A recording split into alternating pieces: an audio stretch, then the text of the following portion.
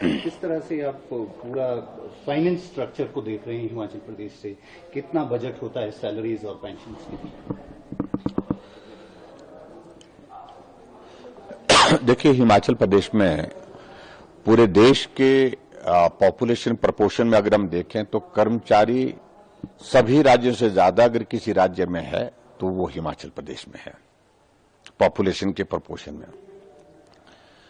और ऐसी सूरत में इस बात को हमको मान करके चलना चाहिए, जो बजट में हमारे जो प्रोविजन रहते हैं उसमें बहुत बड़ा हिस्सा जो है लगभग 39-40% के लगभग जो है वो पेंशन और सैलरी में चला जाता है।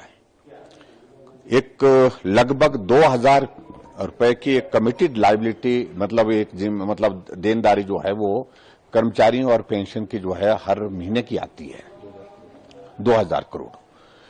और ऐसी सूरत में जब आज महीने की 4थी तारीख हो गई लेकिन उसके बावजूद भी सैलरी कर्मचारियों को मिली नहीं, पेंशनर्स को पेंशन नहीं मिली, ये स्थिति अगर हम देखें तो सचमुच में प्रदेश की स्थिति आर्थिक रूप से अब बहुत खराब दौर में से गुजर रही है।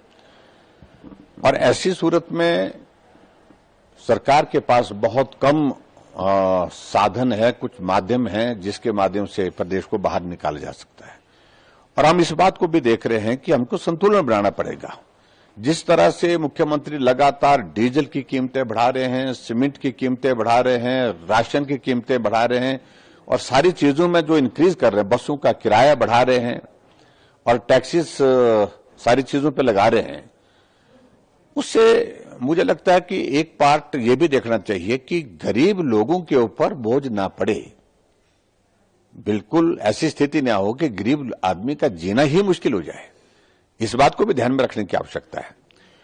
और दूसरी बात मुझे लगता है कि आज की तारीख में जो कदम उठाने की आवश्यकता है वो एरियाज हमको आइडेंटिफाई करने चाहिए जहां हम रेवेन्यू को बढ़ाने के लिए कदम उठा सकते हैं और फिजूल खर्ची को रोकने के लिए कदम उठा सकते हैं, उस दिशा में जाने की आवश्यकता है।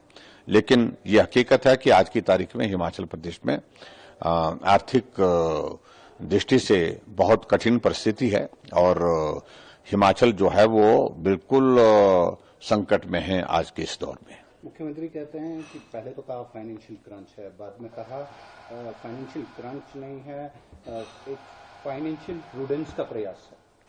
ये देखिए, इन सारी चीजों का कोई मतलब नहीं। जिन शब्दों का इस्तेमाल मुख्यमंत्री जी सुबह कुछ बोलते, शाम को कुछ बोलते। सुबह बोलते हैं कि आर्थिक रूप से हम बड़े संकट में हैं, फिर उसके बाद कहते हैं कि हम संकट में नहीं है, आर्थिक रूप से कोई संकट नहीं है हिमाचल प्रदेश में, हम 2027 तक हिमाचल प्रदेश को देश का सबसे समृद्ध राज्य बनाएंगे।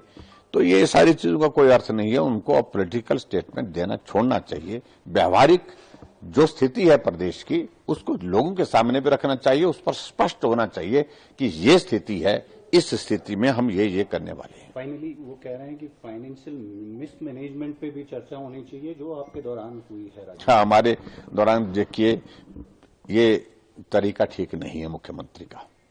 दोष पीछे की सरकार को देना, दोष केंद्र की सरकार को देना। मुख्यमंत्री आप हैं, आज जिम्मेवारी आपकी है, आप जिम्मेवारी से नहीं बच सकते। ये बार बार हर बात को लेकर के बहाना निकाल करके, बहाना बना करके रास्ता निकालने की कोशिश करना, ये अब प्रदेश की जनता आपको जो है वो ना सुनने के लिए तैयार है, ना मानने के लिए तैयार है। आप मुख्यमंत्री हैं, आप जिम्मेदार हैं, आपकी जिम्मेवारी है प्रदेश के कर्मचारियों को समय पर सैलरी मिले, पेंशनर को पेंशन मिले, प्रदेश में विकास हो और प्रदेश में विकास होने के साथ साथ में गरीब लोगों के ऊपर यह टैक्स का बोझ कम हो।